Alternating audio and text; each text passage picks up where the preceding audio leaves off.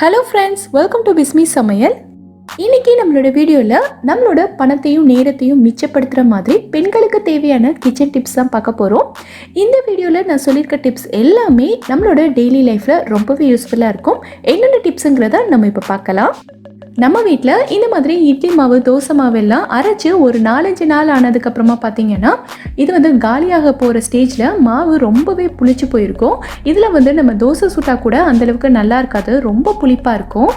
வீட்டில் யாருமே சாப்பிட மாட்டாங்க. ஸோ இந்த மாவு நமக்கு வேஸ்ட் ஆகிற மாதிரி இருக்கும். ஸோ இந்த மாதிரி இருக்கிற புளிச்ச மாவை நம்ம வேஸ்ட் பண்ணாமல் இந்த மாவில் இருக்க புளிப்பை மட்டும் எடுத்துகிட்டு சூப்பராக தோசை ஊற்றலாம். வீட்டில் இருக்க எல்லாருமே விரும்பி சாப்பிடுவாங்க. எப்படிங்கிறத பார்க்கலாம். இந்த மிக்ஸி ஜாரில் பார்த்தீங்கன்னா நான் கொஞ்சமாக தேங்காயை கட் பண்ணி எடுத்திருக்கேன். தேங்காய் நமக்கு அதிகமாக தேவையில்லை, இந்தளவுக்கு இருந்தாலே போதும். இப்போ இதில் நம்ம கொஞ்சமாக தண்ணி சேர்த்துட்டு இதை ஒரு நல்ல ஃபைன் பேஸ்ட்டாக அரைச்சி எடுத்துக்கலாம். தேங்காயை கொரன்னு அரைக்காதீங்க, இந்தளவுக்கு நல்ல நைஸாக அரைச்சிக்கோங்க. அப்போ தான் நமக்கு தோசையில் கொரன்னு இருக்காது, தோசை நல்ல சாஃப்டாக வரும். இப்போது இந்த அரைச்ச தேங்காயை நம்ம வச்சுருக்க தோசை மாவில் சேர்த்து நல்லா கலந்து விட்டுக்கலாம். நீங்கள் உப்பு செக் பண்ணிக்கோங்க. ஏன்னா நம்ம தேங்காய் சேர்த்துருக்கிறதுனால உப்பு கொஞ்சம் கம்மியாக இருக்கிற மாதிரி இருக்கும். ஸோ நீங்கள் கொஞ்சமாக உப்பு சேர்த்து உங்களோட டேஸ்ட்டுக்கு ஏற்ற மாதிரி கலந்துக்கோங்க. இப்போது இந்த மாவில் நம்ம தோசை ஊற்றலாம். நம்ம சேர்த்துருக்க தேங்காய் இந்த மாவில் இருக்க புளிப்பு எல்லாத்தையுமே எடுத்துரும். ஸோ நம்ம எப்பவும் போல் தோசை ஊற்றிக்கலாம். தோசை மாவில் தேங்காய் சேர்த்துருக்கிறதுனால தோசை ஒட்டுமோ, சரியாக எடுக்க வராதோ அப்படின்னு எல்லாம் நீங்கள் நினைக்க வேண்டாம். நான் இரும்பு கல்லில் தான் சுடுறேன் பாருங்கள், தோசை எவ்வளோ ஈஸியாக எடுக்க வருதுன்னு. ஸோ இனிமேல் உங்களுக்கு தோசை மாவு ரொம்ப புளிச்சிருச்சுன்னா அதை நீங்கள் வேஸ்ட் பண்ண வேண்டாம்.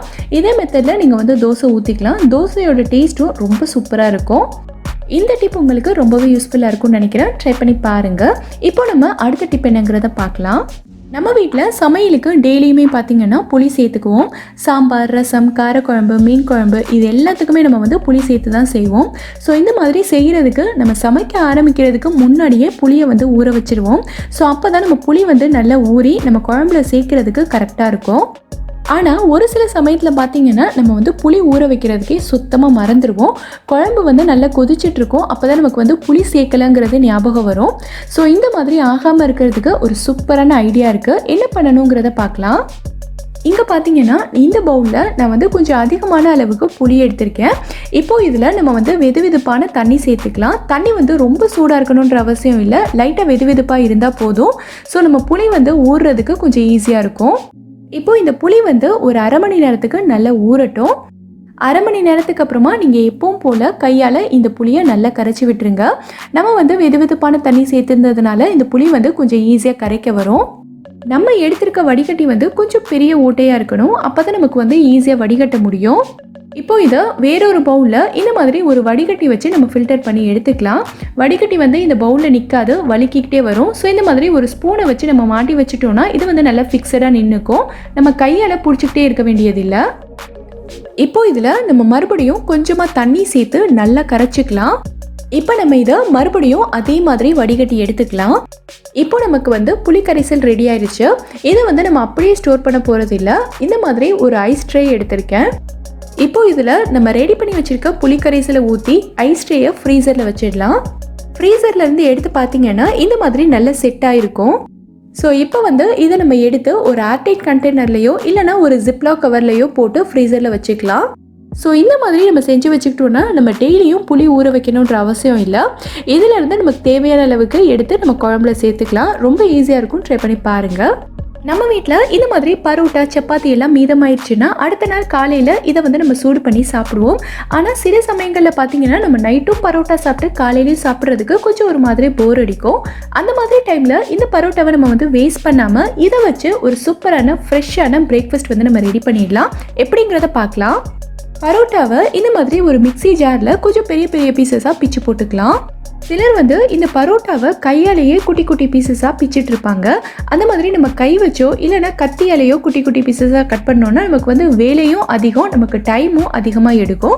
ஸோ அந்த மாதிரி ஆகாமல் நம்ம ரொம்ப ஈஸியாக ஒரு மிக்ஸி ஜாரில் இதை போட்டுட்டு இதை பல்ஸ் மோடில் வச்சு லைட்டாக 2-3 சுற்றி எடுத்துக்கலாம்.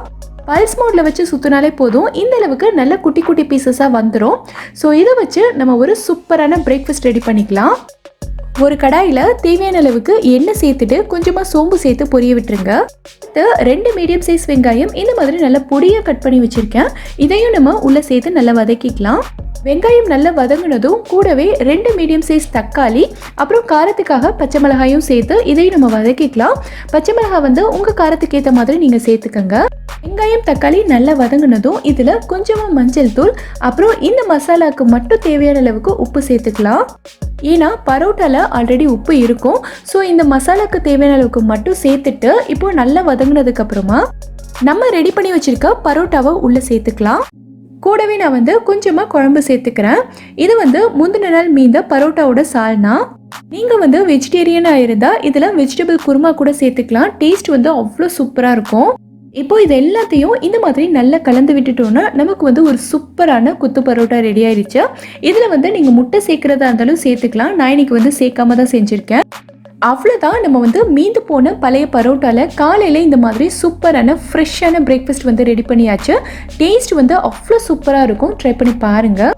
நம்ம வீட்டில் மீனெல்லாம் வறுவல் பண்ணும்போது பார்த்திங்கன்னா நம்ம வந்து எண்ணெய் தான் மசாலா போட்டு நல்லா மிக்ஸ் பண்ணி வச்சுருந்தாலும் நம்ம வந்து எண்ணெயில் போட்டதும் மீனில் இருக்க மசாலா எல்லாமே டக்குன்னு பிரிஞ்சு வந்துடும். ஸோ மசாலா வந்து மீனில் ஒட்டி பிடிக்காததுனால இந்த மீன் வந்து நமக்கு டேஸ்டே இல்லாமல் ஒரு மாதிரி சப்புன்னு இருக்கும். ஸோ இந்த மாதிரி ஆகாமல் மீன் வந்து நல்ல உப்பு காரம்லாம் ஏறி கொஞ்சம் கூட மசாலா உதிராமல் வெளியே நல்லா கிறிஸ்பியாகவும் உள்ள நல்ல சாஃப்டாகவும் இருக்கணும்னா என்ன பண்ணணுங்கிறத பார்க்கலாம். ஒரு பவுலில் தேவையான அளவுக்கு மிளகாத்தூள் சேர்த்துக்கலாம். கூடவே கொஞ்சமாக மஞ்சள் தூள், அப்புறம் 1 டேபிள் ஸ்பூன் அளவுக்கு கார்ன்ஃப்ளவர், அதாவது சோள மாவு சேர்த்துக்கிறேன். இந்த மாதிரி நம்ம வந்து கார்ன்ஃப்ளவர் சேர்க்கறதுனால மீனில் வெளியில் இருக்கக்கூடிய லேயர் பார்த்திங்கன்னா நம்ம ஃப்ரை பண்ணும்போது நல்ல கிறிஸ்பியாக வரும். கூடவே 1/2 டீஸ்பூன் அளவுக்கு இஞ்சி பூண்டு விழுது, அப்புறம் மீனுக்கு தேவையான அளவுக்கு உப்பு சேர்த்துக்கலாம். இப்போ தான் நம்ம வந்து ஒரு முக்கியமான பொருள் சேர்க்க போகிறோம். இந்த மசாலா கூடவே 1 டேபிள் ஸ்பூன் அளவுக்கு எண்ணெயும் சேர்த்துக்கலாம். இந்த மாதிரி நம்ம எண்ணெய் சேர்த்து மிக்ஸ் பண்ணும்போது பார்த்திங்கன்னா மசாலா மீனோட நல்லா ஒட்டி பிடிக்கும். நம்ம எண்ணெயில் சேர்த்து ஃப்ரை பண்ணும்போதும் சரி மசாலா மீன்லேருந்து பிரியவே பிரியாது. இப்போ நம்ம வந்து மீனை இந்த மசாலாவில் சேர்த்து நல்லா மிக்ஸ் பண்ணிவிட்டு ஒரு 1/2 மணி நேரத்துக்கு இதை நல்லா ஊற விட்டுறலாம். 1/2 மணி நேரம் நல்லா ஊறினதுக்கப்புறமா நம்ம வந்து ஃப்ரை பண்ணிக்கலாம். இதில் நீங்கள் பார்க்கும்போதே உங்களுக்கு வந்து தெரியும் மசாலா வந்து கொஞ்சம் கூட உதிரவே இல்லை. எண்ணெய் எவ்வளோ க்ளீனாக இருக்குது பாருங்கள். இந்த மாதிரி மீனெல்லாம் பொரிச்சு எடுக்கும்போது கடைசியாக நம்ம வந்து இந்த மாதிரி கொஞ்சமாக கருவேப்பிலையும் தூவிட்டு அதையும் ஃப்ரை பண்ணிக்கலாம். இந்த மாதிரி கருவேப்பிலையும் சேர்த்து நம்ம ஃப்ரை பண்ணும்போது பார்த்தீங்கன்னா ஃப்ளேவர் வந்து ரொம்ப சூப்பராக இருக்கும். மீனோட டேஸ்ட்டும் நமக்கு வேறு லெவலில் இருக்கும். ட்ரை பண்ணி பாருங்கள். நம்ம வீட்டில் மளிகை பொருட்கள்லாம் இந்த மாதிரி பாக்கெட்டில் தான் வாங்குவோம். நம்ம வந்து சேமியா, பாஸ்தா இந்த மாதிரி பொருட்கள்லாம் வாங்கி யூஸ் பண்ணிவிட்டு மீதி இருக்கிறத அப்படியே இதே பாக்கெட்லேயே தான் கட்டி வைப்போம். இதை ஸ்டோர் பண்ணுறதுக்காக நம்ம வந்து வேற ஒரு டப்பா தேடிட்டு இருக்க மாட்டோம். ஸோ இந்த மாதிரி இருக்கிற பொருட்களை இதே பாக்கெட்லேயே கொஞ்சம் கூட வண்டு பூச்சி எதுவுமே வராமல் ரொம்ப ஈஸியாக எப்படி ஸ்டோர் பண்ணுறதுன்னு பார்க்கலாம். எல்லார் வீட்லேயுமே இந்த மாதிரி பிளாஸ்டிக் பாட்டில் இருக்கும். இதை வந்து நம்ம யூஸ் பண்ணிவிட்டு வேண்டான்னு தூக்கி தான் போடுவோம். ஸோ இந்த பாட்டிலில் இருக்க மேல் பகுதியை மட்டும் இந்த அளவுக்கு நம்ம கட் பண்ணி எடுத்துக்கலாம். ஒரு பழைய கத்தியை நல்லா நெருப்பில் சூடு பண்ணிவிட்டு லைட்டாக இந்த மாதிரி பாட்டிலில் வச்சு கட் பண்ணிங்கனாலே போதும், நமக்கு வந்து நல்லா ஈஸியாக கட் ஆகிடும்.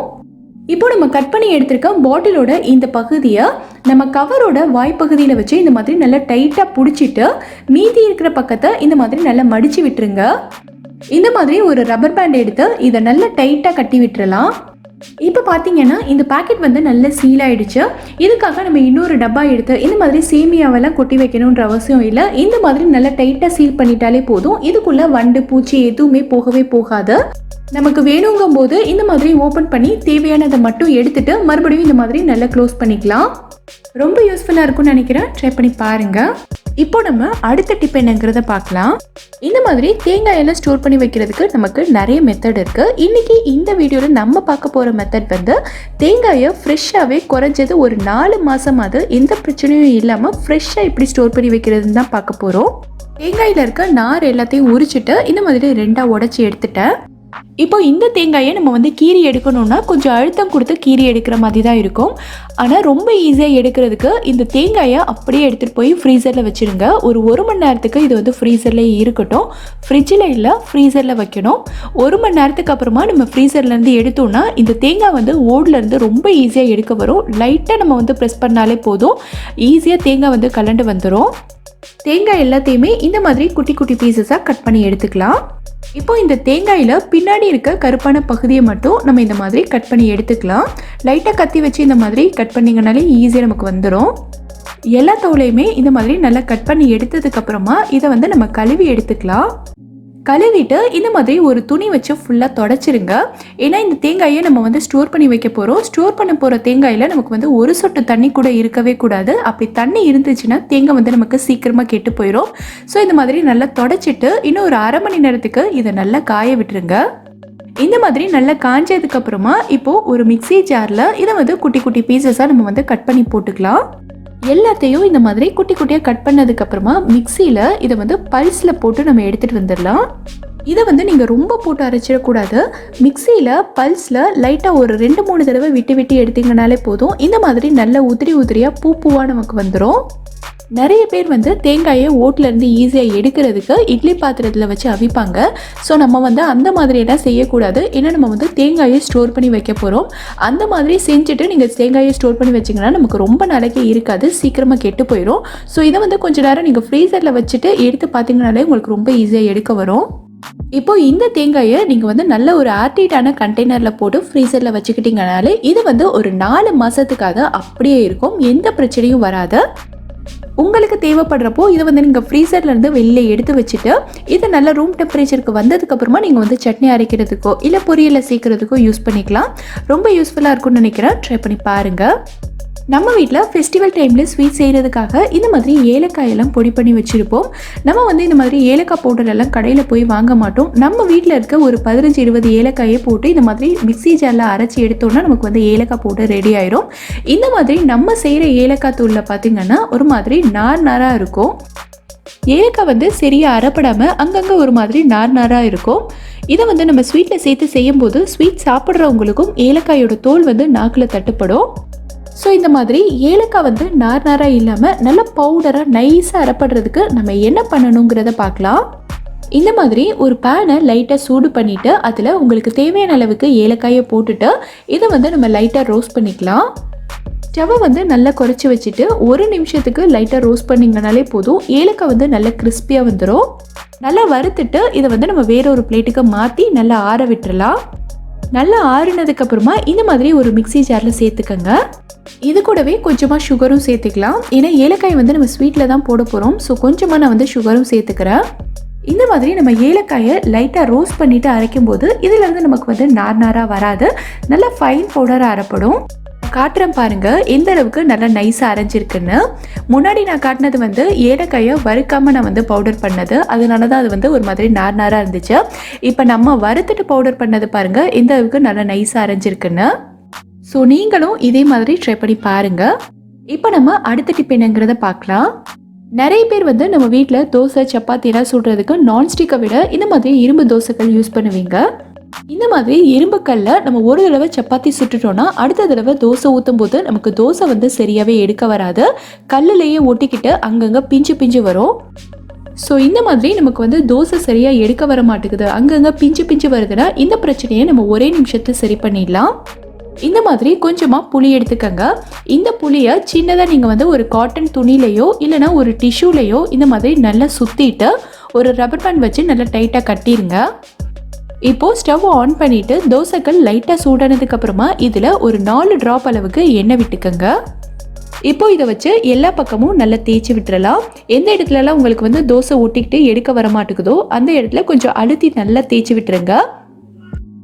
இந்த மாதிரி டைமில் நிறைய பேர் வந்து வெங்காயத்தை கட் பண்ணி தோசைக்கல்ல தேய்ப்பாங்க. இந்த மாதிரி நம்ம வெங்காயத்தால் தேய்க்கும் போது வெங்காயம் வந்து நமக்கு யூஸ் பண்ண முடியாது, வேஸ்ட் ஆயிரும்.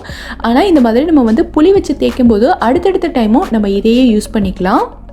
இந்த மாதிரி நல்லா தேய்ச்சி விட்டதுக்கப்புறமா நீங்கள் தோசை ஊற்றி பாருங்கள். தோசை வந்து கல்லில் கொஞ்சம் கூட ஒட்டாமல் நல்லா மெல்லிஸாக கிறிஸ்பியாக வரும். ட்ரை பண்ணி பாருங்கள். நம்ம எல்லார் வீட்லேயுமே இந்த மாதிரி நிறைய மரக்கரண்டி இருக்கும். இப்போல்லாம் பெரும்பாலும் எல்லாரும் மரக்கரண்டி யூஸ் பண்ணுறதுக்கு ஆரம்பிச்சிட்டோம்.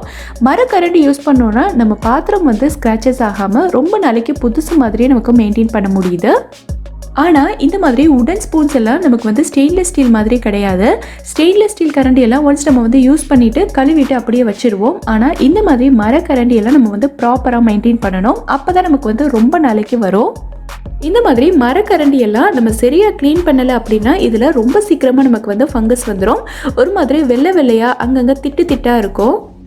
ஸோ இந்த மாதிரி மரக்கரண்டி எல்லாம் எப்படி ப்ராப்பராக க்ளீன் பண்ணி ரொம்ப நாளைக்கு நம்ம யூஸ் பண்ணுறதுன்னு பார்க்கலாம். இந்த பிளேட்டில் நான் வந்து கொஞ்சமாக உப்பு எடுத்திருக்கேன்.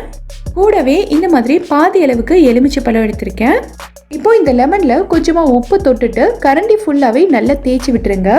இந்த இடத்துலலாம் ஒரு மாதிரி கரையாக இருக்க பாருங்க, இங்கெல்லாம் நம்ம வந்து நல்லா அழுத்தி தேய்ச்சி விட்டுக்கலாம். 2 வாரத்துக்கு ஒரு தடவை எல்லா மரக்கரண்டியையுமே இதே மாதிரி நல்லா தேய்ச்சிட்டு கழுவி எடுத்துருங்க. இப்போ ஒரு துணி வச்சு இந்த மாதிரி க்ளீனாக தொடச்சிட்டு ஃபுல்லாக காய விட்டுருங்க. இந்த மாதிரி மரக்கரண்டி எல்லாம் ஈரத்தோடய நீங்கள் எடுத்து ட்ராயரில் வைக்கக்கூடாது. நல்லா காஞ்சதுக்கு அப்புறமா தான் நீங்கள் வந்து ட்ராயரில் வைக்கணும். ஈரத்தோடய வச்சிங்கன்னா உங்களுக்கு சீக்கிரமாக ஃபங்கஸ் வந்துடும்.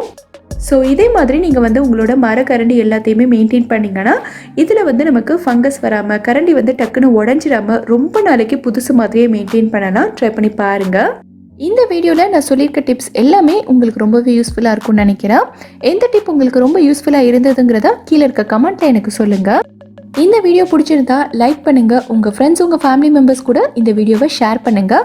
மறக்காமல் நம்ம பிஸ்மி சமையலுக்கு சப்ஸ்கிரைப் பண்ணிவிட்டு பக்கத்தில் இருக்கக்கூடிய பெல் ஐக்கானை கிளிக் பண்ணி அதில் ஆல் ஆப்ஷனையும் செலக்ட் பண்ணுங்கள். தேங்க்யூ.